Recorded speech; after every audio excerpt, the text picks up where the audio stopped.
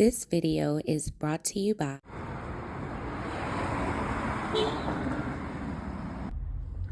Cool Grain Clothing. We done gone worldwide and we coming straight out of Baltimore. Come on down, shop with us at 215 West Saratoga Street. And if you can't come and shop with us in person, go online right now at coolgrainclothing.com and make your purchase. Oh yeah, and by the way, if you ain't cool and getting the green, you're in the way, and that's just basic. It's your girl, Mrs. Tony, 2 times, and I'm back with another episode of the Baltimore Way. In this video, I'll be discussing the heartbreaking story of Kenya Jordan, a woman who tried to escape her volatile relationship, but her ex couldn't let go. But before we get into this video, I'd like to say thank you, fam, for all of your continuous support. If you'd like to support the channel monetarily, you can find the information on the screen. And to support us for absolutely no cost, please hit that like button. Also, make sure you subscribe if you haven't already and join the Tony 2 Times family. Tap that notification bell so you don't miss any future uploads. And of course, feel free to share this video with everyone you know. Also, if you'd like to see more episodes of The Baltimore Way, please click the link to the playlist in the description box after this video to get caught up. Alright, let's get into it. On a chilly April night in 2011, a woman who spent her life caring for others was ambushed on the sidewalk just outside her Baltimore row house and left face down next to her purse. Her name was Kenya Jordan. She was 32 years old. The person that could be responsible, the man she once thought she would marry. This is the story of compassion, control, and a tragic warning about the dangers of ignoring red flags. This is the story of Kenya Jordan. Born February 16, 1979 in Baltimore, Kenya Jordan was a warm-hearted, bubbly soul. Her mother described her as the girl who always had a crowd around her. Kenya graduated from Woodlawn High and went on to earn a certificate from Test College. But what made Kenya special wasn't what she accomplished, it was who she lifted up along the way. For 11 years, Kenya worked at the National Center of Institutions and Alternatives, helping adults with developmental disabilities transition out of state hospitals and into everyday life. She went beyond her job title, organizing client trips to Las Vegas, Disney World, even treating them to spa days. Her supervisor called her an untiring advocate. Her clients called her family. In 2008, Kenya introduced her family to someone new, Daniel Sullivan, a firefighter from West Baltimore. Church-going, clean-cut, and respectful, Daniel quickly won over Kenya's parents. Her stepfather remembered thinking he seemed like the perfect gentleman. But perfection was only skin deep. Over time, Daniel's mask slipped. He cheated, not once, but twice, each time fathering a child with another woman. When Kenya discovered the betrayal, she ended the relationship. But Daniel didn't take rejection well. He showed up to her home uninvited, called constantly, left gifts, love letters, balloons on her car, shoes with her name written on them. His gestures might have appeared to be romance, but it was really a warning in disguise. Kenya, frightened, filed for a peace order. But like many women who hope things can change, she eventually gave him another chance. That second chance was nearly fatal. Daniel's physical mistreatment escalated. One night, he fractured Kenya's nose.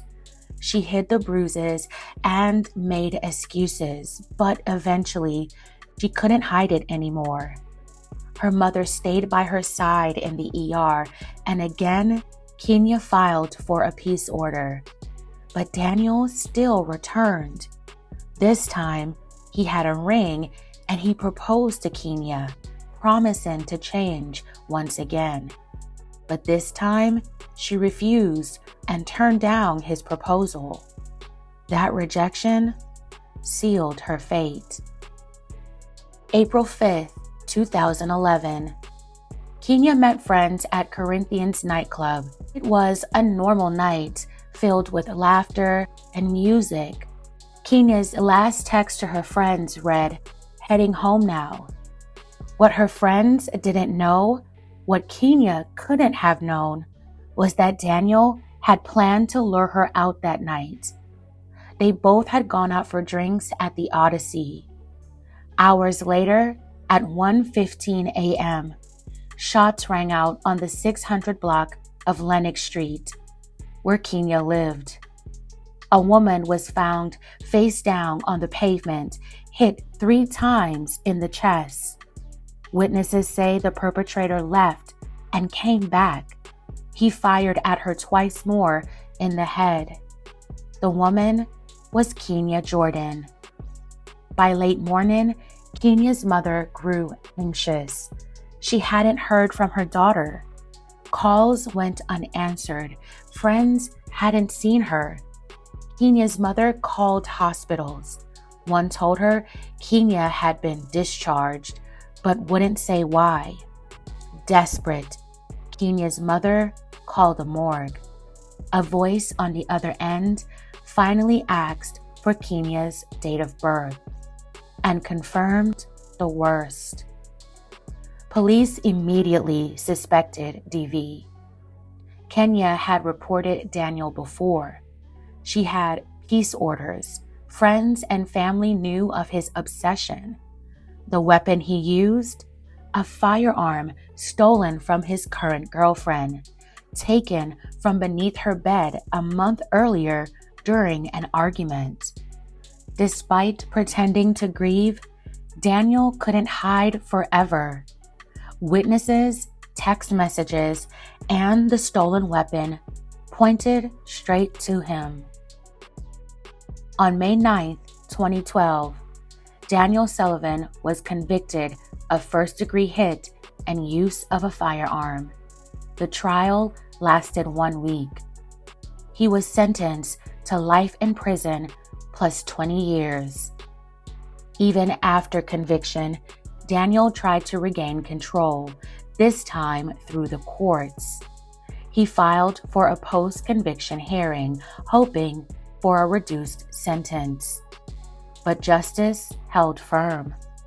The hearing scheduled for December 12, 2022 was abruptly canceled. No further proceedings were recorded. Daniel remained behind bars, serving life for the brutal slaying of the woman he claimed to love. Almost 2 years later, on November 14, 2024, Daniel Sullivan passed away in custody at the age of 44. No official cause was publicly released. May Kenya Jordan continue to rest in peace. My belated condolences to her family. I send them my well wishes. Kenya's slaying devastated all who knew her, but her life inspired many more. Friends remembered her laughter. Her clients remembered her compassion. Her family remembers her strength. Her best friend said she still dreamed about her. Her mother believes Kenya's story will save others. Because behind the headlines was a woman full of life, love, and loyalty.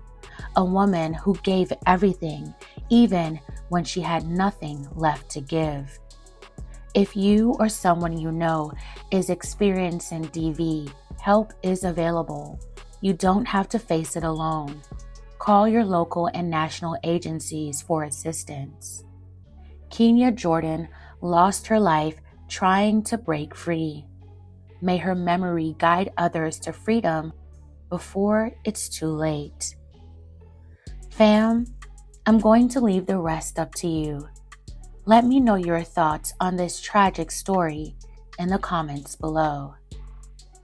All right, fam, that's it for this episode of The Baltimore Way. Thank you so much for watching. If this story moved you, consider liking and sharing. Subscribe for more stories like this and for the stories behind the headlines. Because behind them all is a family forever changed. This is your girl, Mrs. Tony 2 Times. Until next time.